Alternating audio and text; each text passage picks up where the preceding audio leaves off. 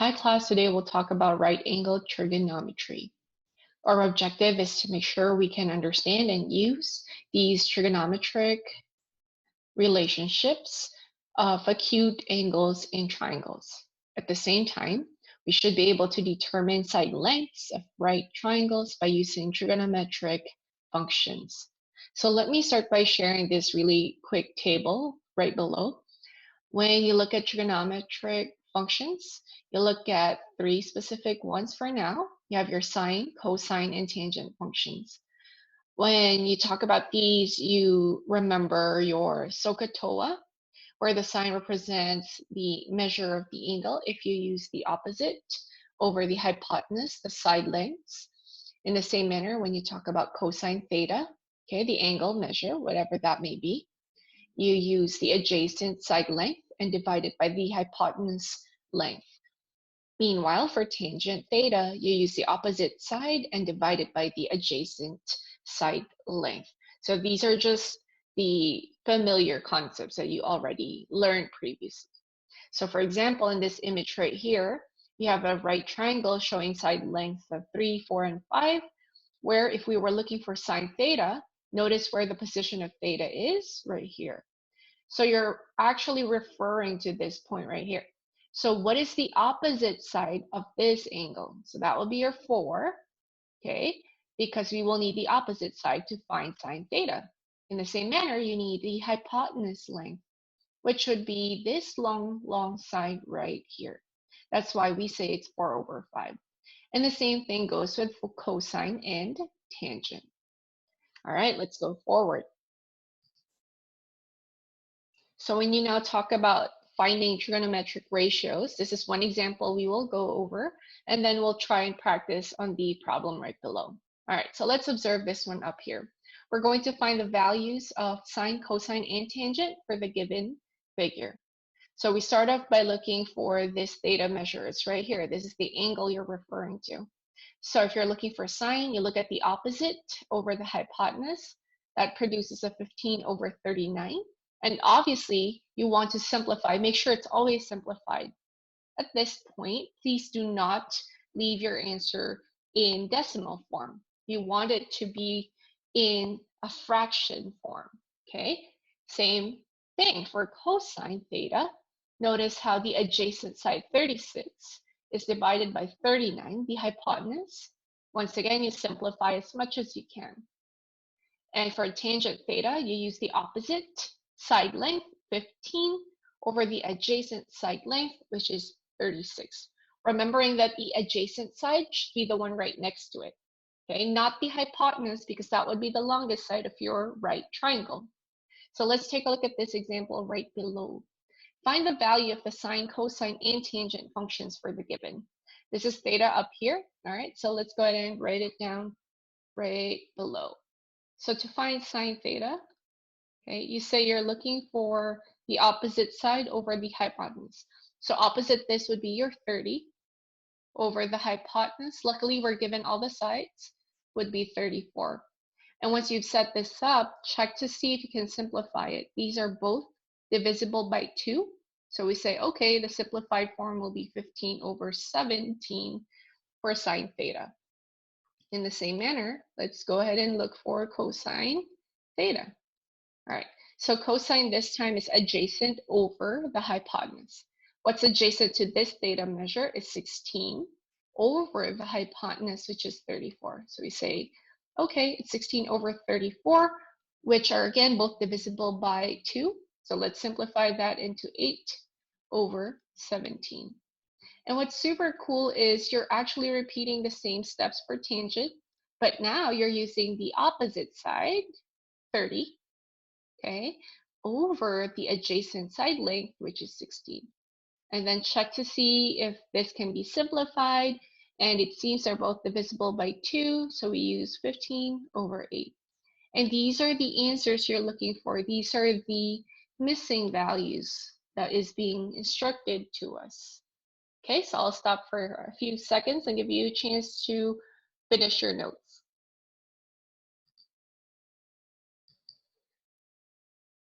All right, so let's continue with trigonometric ratios. of special right triangles. I highly encourage you to use a table. You can write it on an index card if you have one, or just your notebook, but please make sure you have this written down so you can easily access it. Okay, so this is how we're going to refer to the given um, table. So notice how there is a diagram and the three functions that we've been discussing. There are two special right triangles. You have your 30, 60, 90 degree triangle and your 45, 45, 90 degree triangle. And as you remember from your geometric lessons or your geometry lessons, right, your side lengths have specific ratios. For example, right here, the 30, 60, 90 triangle has a ratio that says 1 to root 3 to 2. So this is going from the least to the longest, or the shortest to the longest side. In the same manner, you have a 45, 45, 90 triangle where you have a 1 to 1 to root 2 ratio. So really, if we try and organize this, as long as you know what kind of special right triangles you have, you can use these special values. They are already prepared for you, okay? So let's take a look at the given. For sine 30 degrees, it's always 1/2. Cosine 30 degrees is root 3 over 2, and tangent 30 degrees is root 3 over 3. So let me just explain briefly. Why is tangent 30 degrees 1 over root 3? And how did it turn to root 3 over 3? So to say tangent 30 degrees, right? 30 degrees is right here. So tangent is opposite over adjacent. So it will go 1 over root 3, and that's how we got this. However, always remember, you cannot have a radical symbol or expression in the denominator. So this is where you have to rationalize. You guys remember rationalizing, right? So it's the process of how you will eliminate the square root or the radical symbol in the denominator. So in this case, let's go ahead and just show you briefly how that came about. So 1 over root 3 had to be multiplied by the expression, okay, root 3, so we can eliminate it from the denominator. And when we do, this is how we end up with root 3 over 3, okay? So that's for tangent 30 degrees. And of course, the same steps will be used when you look for sine, cosine, and tangent of 60 degrees right here. On the other hand, for the 45, 45, 90, right? Okay, so right here, when you say the sine of 45 degrees is 1 over root 2, okay, it doesn't even really matter which one you use because it's a 45, 45, 90. But know as well that to get root 2 over 2, the value that you will use, to get here, you also had to rationalize the expression before that. Okay, all right. So let's go ahead and look at this example at the bottom. You're going to use a trigonometric function to find the value of x right here. All right, so we have our theta measure or angle down here. It's obviously a 30, 60, 90 triangle. So now to find x, look at x right here. You're going to ask yourself, okay, well, what information is available to me at this time? If I'm referring to this angle right here, this is theta, right? Okay, so what do I know? I know that the hypotenuse has a side length which is 100. And I know that I'm looking for the opposite side. Okay, using that information, you have an opposite and a hypotenuse. You can think about it as the trig function, which is your sine function. Okay, so you can think about it this way. Now, some of you will refer to the table up here. All right, I'm using a 60-degree angle. So let me look at 60 degrees right here. I know I'm using sine because I have an opposite and a hypotenuse length. So I know sine 60 degrees is root 3 over 2. So let's put that information together. I'm using sine. I know it's sine 60 degrees, which will equal to the opposite side over the hypotenuse length. And when I do, because I already know what sine 60 degrees is, let me just replace that with a value. And from here, you have the option to cross multiply and simplify the equation. So I'll end up having 100 root 3 is equal to 2x, where because I'm only solving for x, I will need to divide both sides by 2. And that's how we arrive at the 50 root 3 as the side length x over here.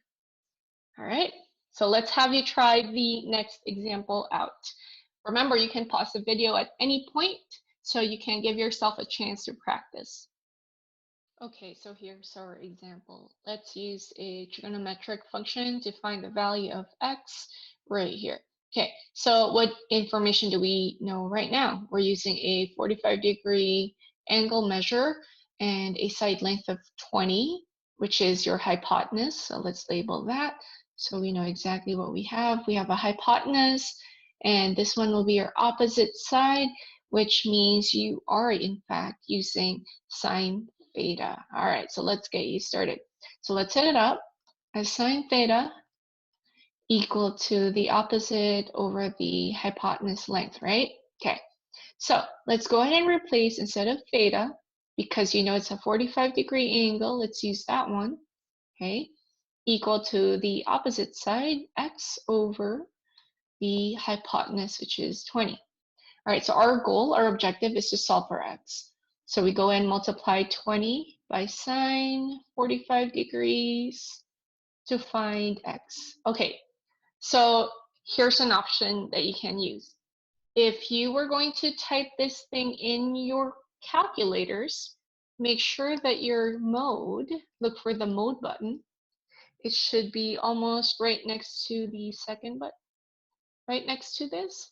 Okay, when you go to mode, make sure you are using the degree option. Otherwise, the answer will be very different, okay? And since when you do that, you'll get the same answer we are going to get. So that's one of your options. Here's another option. You already know sine 45 degrees based from the previous slide. So let's backtrack a little bit. Let's take a look at that table. We are looking for sine 45 degrees right here.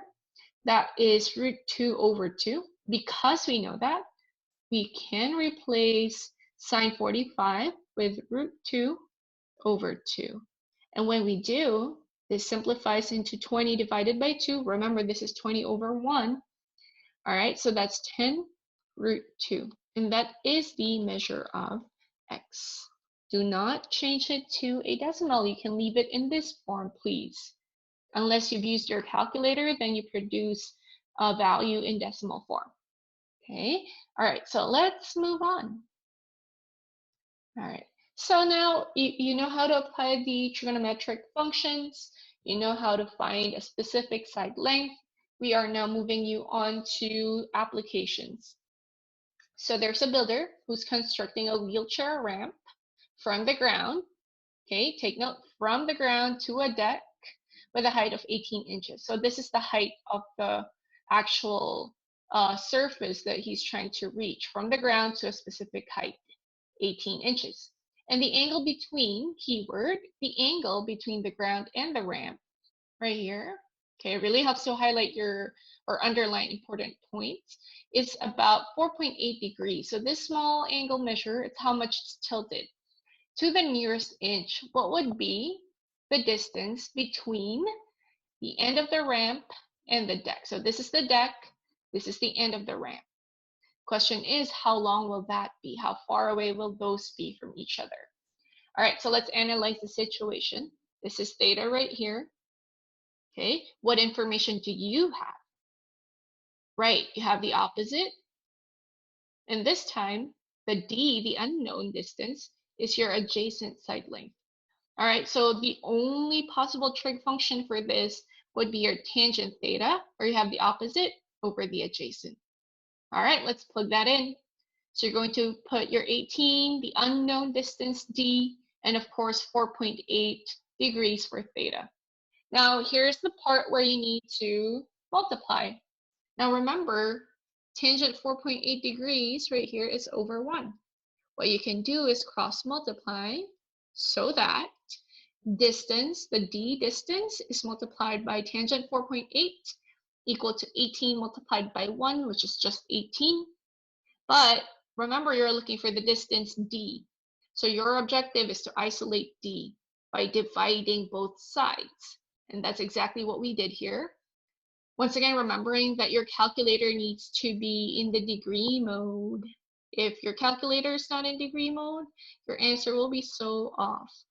And because of this, we are rounding to the nearest inch. Remember, we're looking for the nearest inch right here. All right, so it's about 214 inches, or if you want to convert it, about 17 feet and 10 inches. All right, so let's actually try out a problem. All right, so once again, you have the option to pause your video and practice before continuing. So there's a skateboard whose ramp will have a height of 12 inches, and the angle between the ramp and the floor or ground is about 17 degrees. Our objective is to find the length of the actual ramp. How long is this ramp right here? Ooh, okay. So this is a cursive L. Please know that it's a cursive L. You can replace it with X if you're more comfortable using that variable.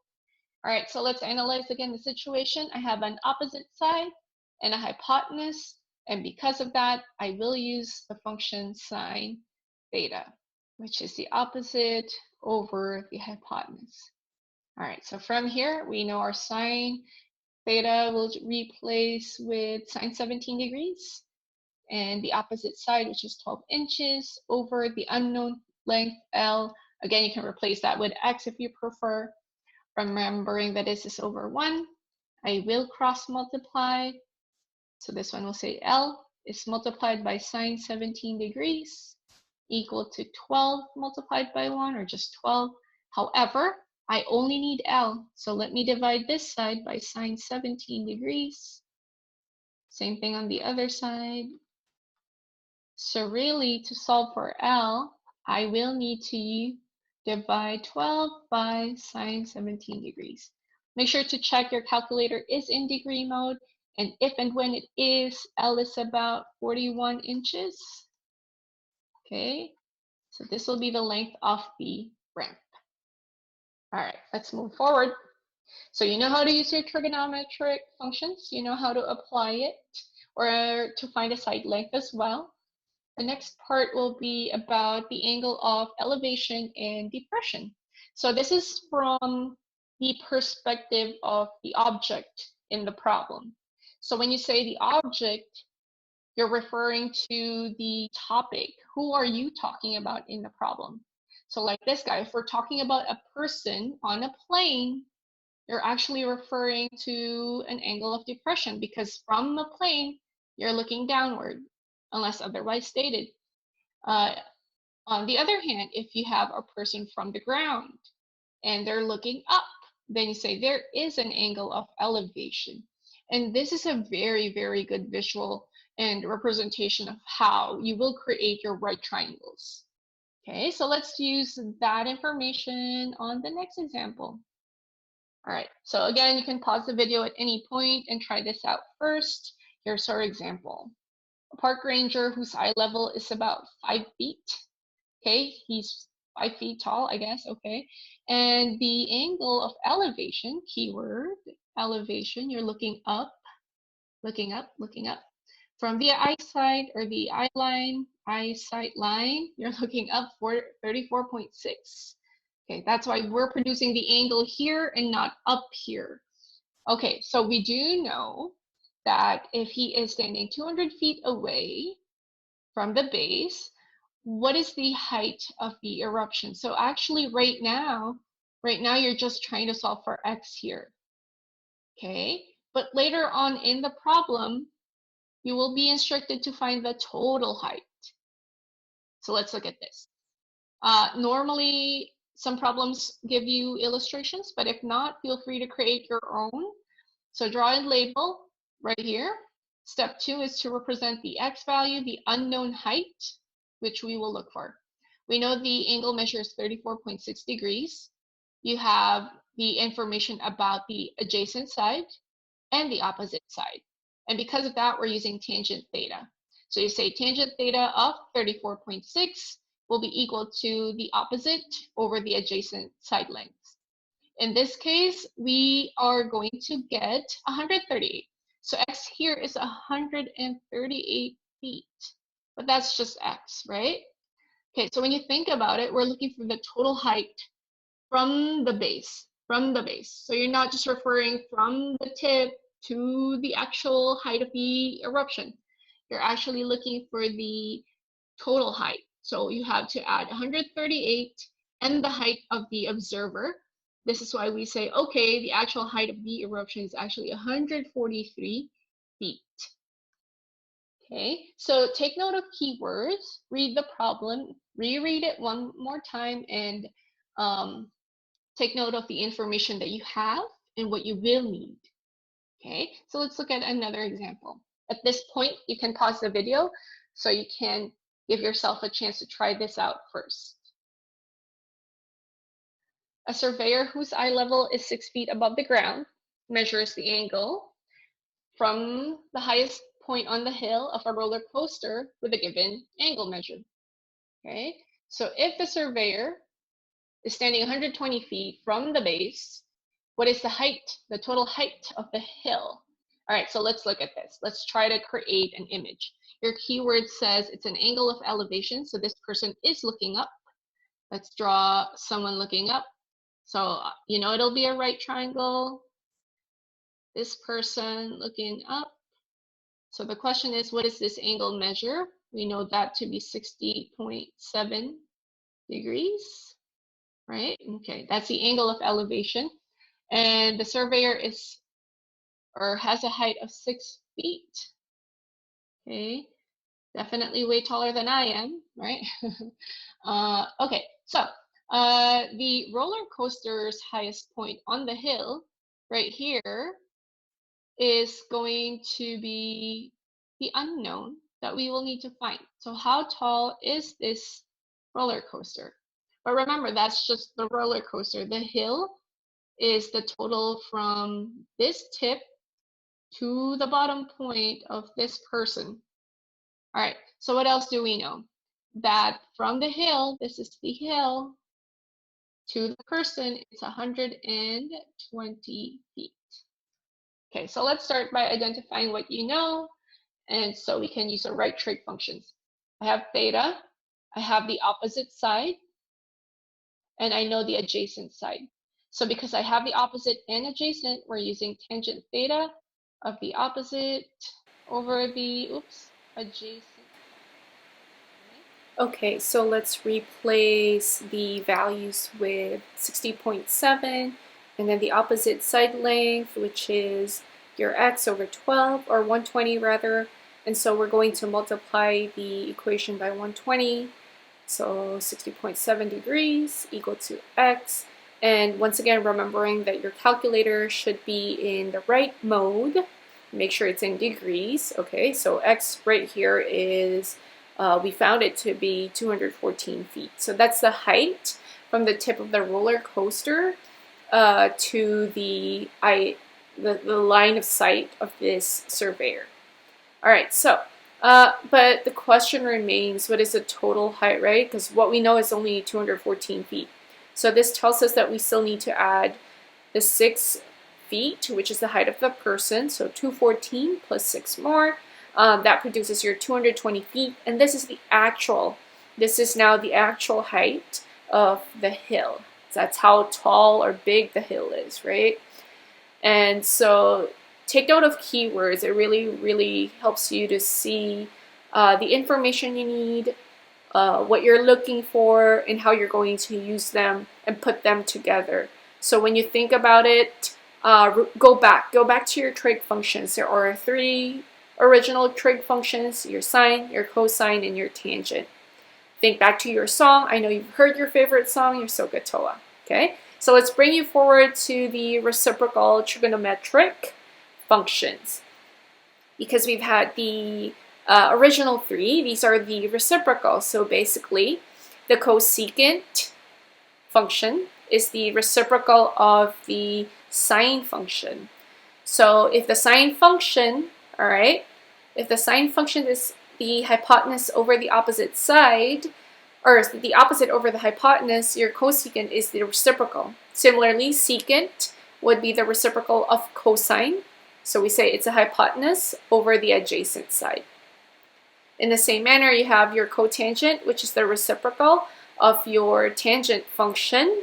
So we say now it's the adjacent over the opposite side instead. Okay, and these are your reciprocal trigonometric functions. Okay, so find the original three, and then if you prefer, you can do the reciprocals. Let's take a look at this example right now. So we are going to find all 6 trigonometric functions for theta given the image. Because of that, right now it's so important for us to find the third side length. We know 2 of them.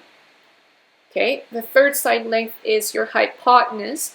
So that means we will have to refer back to your Pythagorean theorem, okay, to find the third side length. So that's C, that's the hypotenuse. Let's plug in your values for 14 and 48. And when you do, right, you can find their sum and then find the square root. Okay, in this case, you're going to make sure that you simplify the squares first and then find the square root. So we know that the hypotenuse is 50 units long. All right, so let's actually now that we have the 3 sides, let's find the 6 functions using theta right here. To find sine, you do the opposite over the hypotenuse like so and simplify it. To find the cosine, you find the adjacent, right, over the hypotenuse, and then you simplify as well. And then the same way, you find the tangent function, tangent theta is the opposite over the adjacent side, and then definitely simplify. And now that you've found these 3 original trigonometric functions, what you want to do is to find the reciprocal, the other 3 functions. So if sine theta is 24 over 25, the reciprocal cosecant will be the reciprocal as well. So you would do 25 over 24 instead. In the same manner, for cosine, the reciprocal function would be secant. So in this case, you have 25 over 7. And then you have your cotangent, the reciprocal of the tangent function. So we have 7 over 24. We'll do another example. Once again, you can pause the video at any point. Give yourself a chance to practice, okay? So referring to the 6 trigonometric functions that we are looking for. All right, so we are going to find another 6, this time from a different question. Again, you can pause the video right now and give yourself time to set up and find the 6 functions. All right, so in the same example, in the past example, we had to look for the third side. Let's start with that. Let's look for the hypotenuse as well. It just so happens we're still looking for the hypotenuse right here. So we're going to plug in 18 squared and 80 squared. And so we're going to find the sum. The squares add up to, what was this? I believe it's about, yep, got it. It's about 2,000, oh sorry, it's about 6,724. All right, but then you're finding the square root because you're looking for the side length, and that produces an 82. Now we know the hypotenuse is 82. We're ready to find your 6 trig functions. Let's start with a sine function. To find the sum, you do your opposite over the hypotenuse. This will give us 80 over 18. Okay, so it's 80 over, sorry, not 18, 82. And then you can simplify this as 40 over 41. That's your sine function. Let's move to your cosine function. Adjacent over the hypotenuse, you have 18 over 82. Okay, and then we can simplify this as 9 over 41. And so we can now move on to the third one, your tangent function, which is the opposite over the adjacent. So 80 over 18, or simplified as 40 over 9. All right, so now we found your first 3 original functions. We can move on and find the other 3, the reciprocals. So cosecant right here is the reciprocal of your sine function. So it'll just be 41 over 40. In the same manner, your cosine function has a reciprocal, which is the secant theta function, 41/9. Your tangent has a reciprocal, which is the cotangent function, which then becomes 9/40. And these are the other three. In total, we have 6 trigonometric functions, the original 3, and your last 3 reciprocal functions. Hopefully we're addressing questions you may have. I'll end here for now. I'll see you soon. Stay safe. Bye.